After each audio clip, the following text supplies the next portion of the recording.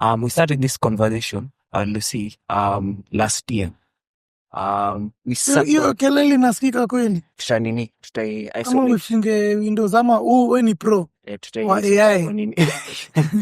Okay. So we started having this conversation with Donel right about the same table here last year, and Donel was constantly talking about policy.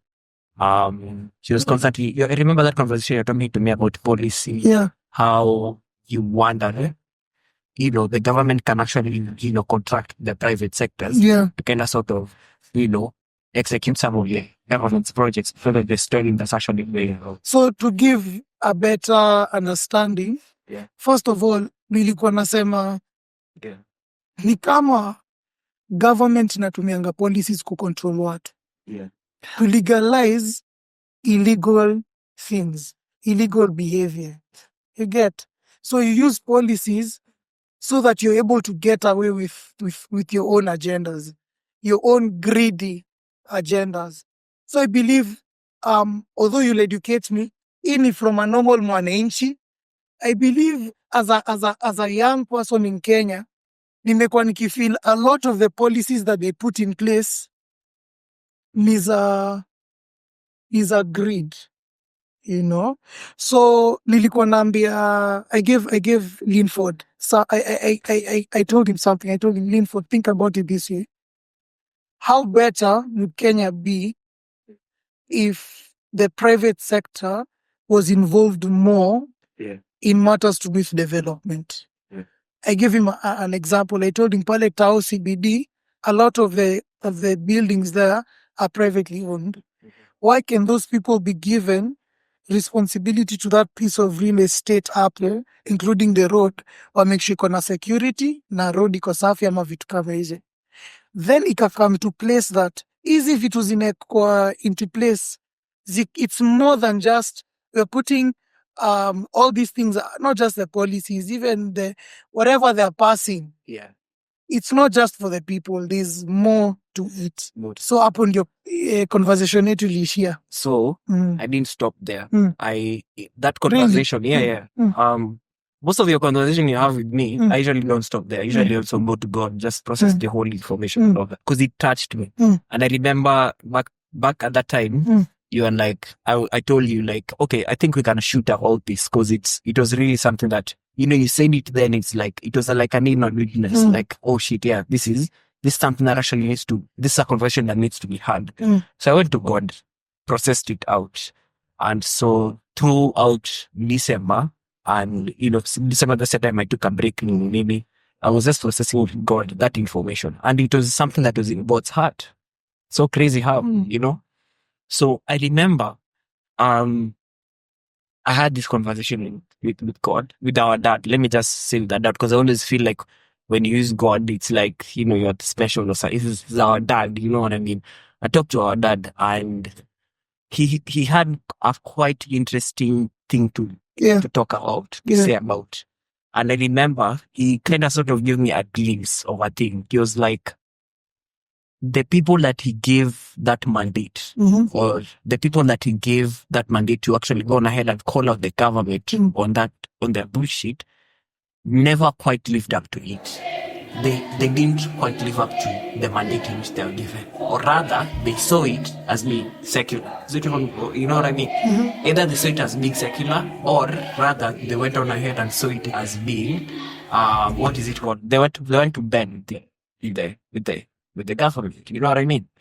So I was like, okay, this is quite interesting. And I was like, okay, so Dad, how do you want us to approach this? How then can we, go about this whole situation? He was like, okay, cool, pause, take a chill in.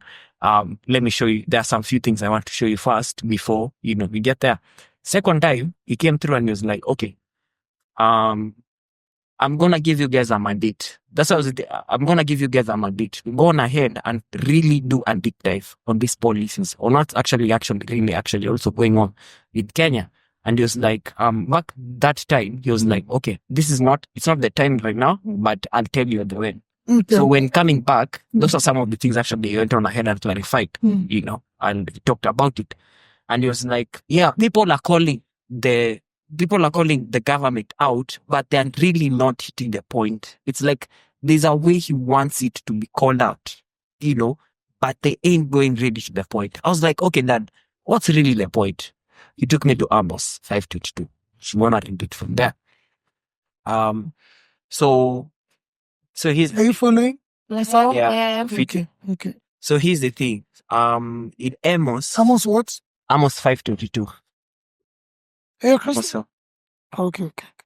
Amos- Amos. Amos 5:22. So it was like, here's the thing. Let me just first say this, Donnell, and Lucy. Here's the one thing I've actually also quite realized.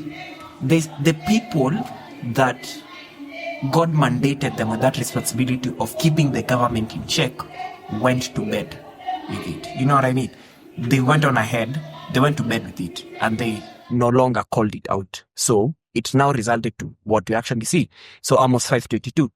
Here, Amos was, let me just give a background check. Amos was a prophet that God called him out to call out social injustice. Yeah. Social injustice that was happening in Jerusalem. So there's this bit that actually God now went on ahead and drew me further closer Yeah. to what is it called? Back to where God's heart, where God's heart is at. So God is like, our dad is like, I want nothing to do with your religion projects. Mm.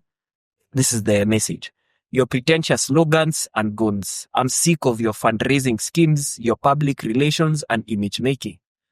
I've heard all I can take of your noisy ego music. When was the last time you sang to me? Do you know what I want? I want justice. Oceans of it. I want fairness. Rivers of it. That's what I want. That's all I want. That's where God's heart is at right now.